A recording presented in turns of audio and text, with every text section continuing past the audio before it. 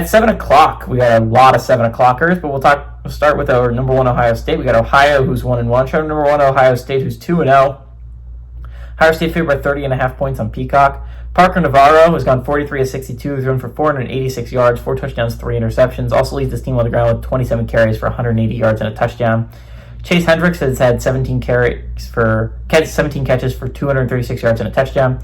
Julian Sayin for the Buckeyes has gone 31 of 39, thrown for 432 yards, 5 touchdowns, 1 interception. C.J. Donaldson on the ground has had 24 carries for 112 yards and 2 touchdowns. And Jeremiah Smith had 11 catches for 162 yards and 2 touchdowns. Ohio State 6-0 against Ohio all time from 1899 to 2010. Closest game was 12 points between these two teams.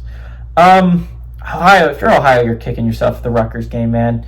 Because if you were 2-0 with wins over Rutgers and West Virginia, you would be in such a good spot. Like, you could lose this Ohio State game, and you'd still be in a pretty decent spot to try and make the college football playoffs. You would by far be the favorite in the MAC. You would have 2 Power 4 wins, which is the most likely anyone will get all year. Maybe Tulane could have pushed you, but man, Ohio would be a favorite to go to the college football playoffs if they could have just held on and found a way to beat Rutgers. Unfortunately, they couldn't, so they're in a situation where if they want to have any shot at the college football playoffs, they got to beat the number 1 team in the nation on the road. That just doesn't seem likely.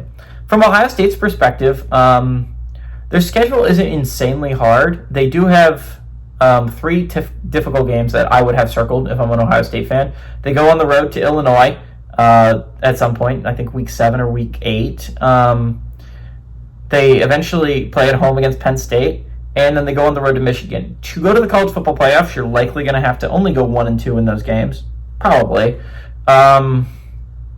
You'd likely want to go more if you're Ohio State. The likelihood of them winning all those games is pretty high. They'll probably go on the road and beat Illinois. They'll probably beat Penn State. They've had their number, especially considering it's in the shoe.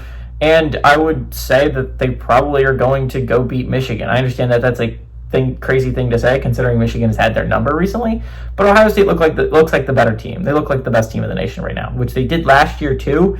And Michigan still beat them, and that was at their own home. So who knows with Michigan? But Ohio State, I think is solid. I think the thing is they got to go 1-2 in those games. The bare minimum to go to the college football playoffs if you're Ohio State.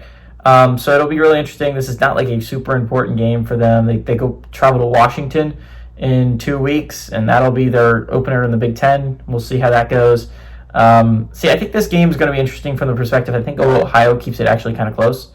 Not like super close, but I think they're within 14-21 for most of the game.